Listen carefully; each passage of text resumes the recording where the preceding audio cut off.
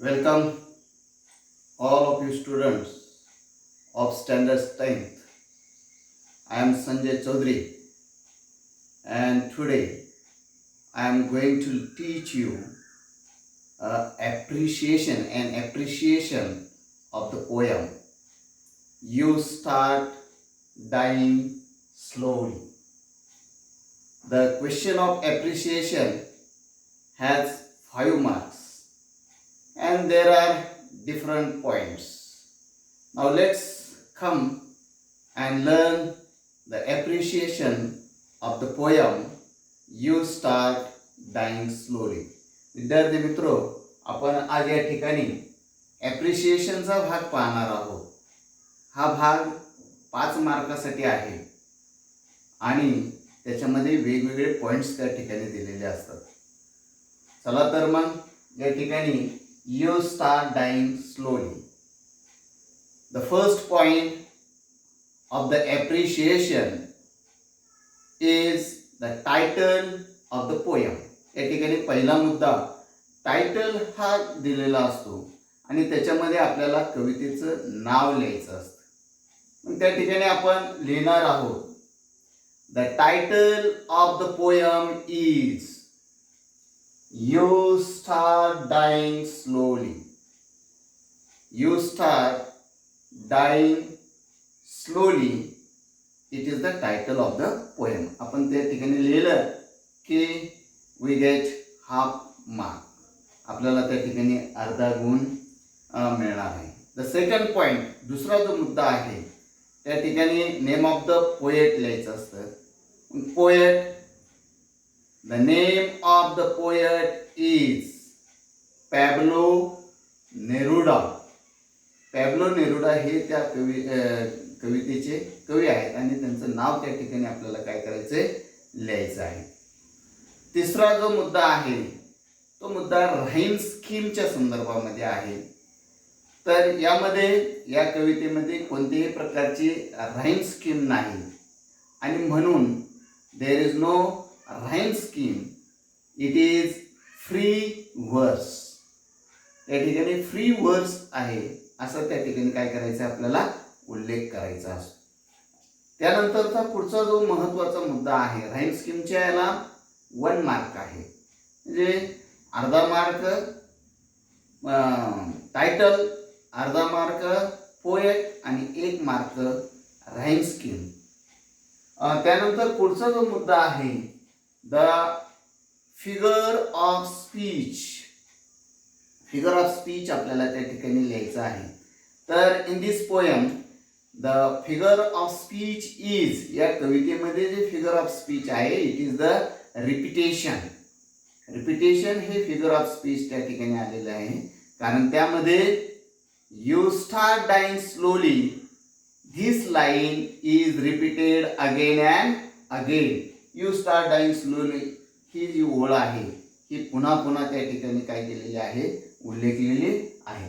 त्याच्यामध्ये अजूनही आपल्याला ॲनाफोर हा देखील अलंकार त्या ठिकाणी सांगता येईल कारण प्रत्येक ओळीच्या सुरुवातीला त्या ठिकाणी if you do not do, जर तुम्ही हे केलं नाही, if you do not do, this words, group of words is repeated again and again at the beginning of the line. ओळीच्या सुरुवातीलाच या शब्दांची पुनरावृत्ती त्या ठिकाणी झालेली आहे. तर अशा पद्धतीने तुम्ही रिपिटेशन लिहिलं किंवा ॲनाफोर लिहिलं तरी तुम्हाला त्या ठिकाणी 1 गुण मिळणार आहे. त्यानंतर पुढचा जो सगळ्यात महत्त्वाचा मुद्दा याच्यामध्ये असतो की the central idea of the poem किंवा थीम ऑफ द पोएम. तर सेंट्रल आयडिया याच्यामध्ये जे आहे की यामध्ये the central idea of this poem is you should enjoy your life without any distress. म्हणजे you should enjoy your life, आपल्या जीवनाचा आनंद त्या ठिकाणी घेतला पाहिजे विदाउट डिस्ट्रेस, विदाउट सॅडनेस, दुःखाशिवाय आपल्याला त्या ठिकाणी काय करायचं आहे, आनंद घ्यायचा आहे. आणि म्हणून त्या ठिकाणी our life is very valuable, it is colorful life, it is musical life. आपलं जे जीवन आहे त्यात कलरफुल आहे, व्हॅल्युएबल आहे. आणि म्हणून कवी त्या ठिकाणी आपल्याला सांगतोय की you should travel whole world, तुम्ही प्रवास केला पाहिजे. यू शुड रीड, त्या ठिकाणी तुम्ही वाचन केलेलं पाहिजे. त्यानंतर you should follow your dream, आपल्या स्वप्नांचा मागोवा तुम्ही त्या ठिकाणी घेतला पाहिजे. Then you should accept the help of others and you should help the other, तुम्ही इतरांची मदत घेतली पाहिजे, इतरांना त्या ठिकाणी मदत केली पाहिजे.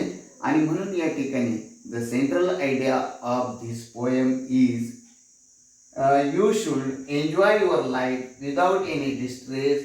Our life is very valuable. If you want to enjoy with your life, you should travel or read the books, listen the music, listen the sound of life, accept the help, change your path. Every day you should change your path, you should change your way. त्यानंतर don't be slave of your habits, तुम्ही तुमच्या सवयींचे गुलाम होऊ नका. तर अशा पद्धतीचं या ठिकाणी सेंट्रल आयडिया आपल्याला या कवितेची सांगते. तर अशा पद्धतीने साधारणपणे या सेंट्रल आयडियाला किंवा थीमला त्या ठिकाणी 2 मार्क असतात. तर एकंदरीत अशा हा 5 मार्काचा प्रश्न या ठिकाणी आपल्याला दिलेला असतो. कधी कधी आपल्याला त्या ठिकाणी युअर फेवरेट लाईन, तुमची आवडती ओळ त्या ठिकाणी लिहायची आहे. तर यू शुड राईट किंवा you can write any lines, तुम्ही कोणत्याही त्यामध्ये तुम्हाला आवडणाऱ्या ओळीचा उल्लेख केला तरी तुम्हाला त्या ठिकाणी काय होणार आहे, मार्क मिळणार आहे. अत्यंत सोप्या अशा प्रकारचा हा प्रश्न. टायटल, पोएट, राईम स्कीम याला तुम्ही मार्क मिळू शकता त्या ठिकाणी. आणि अशा या प्रश्नामध्ये ॲप्रिशिएशन प्रश्नामध्ये तुम्हाला पूर्णच्या पूर्ण मार्क मिळण्याला काय आहे, संधी आहे. तर या ठिकाणी आपण ॲप्रिशिएशनचा भाग पाहिलेला आहे. पुन्हा आपण उद्या भेटणार आहोत. तर आज आपण याच ठिकाणी थांबूया. धन्यवाद.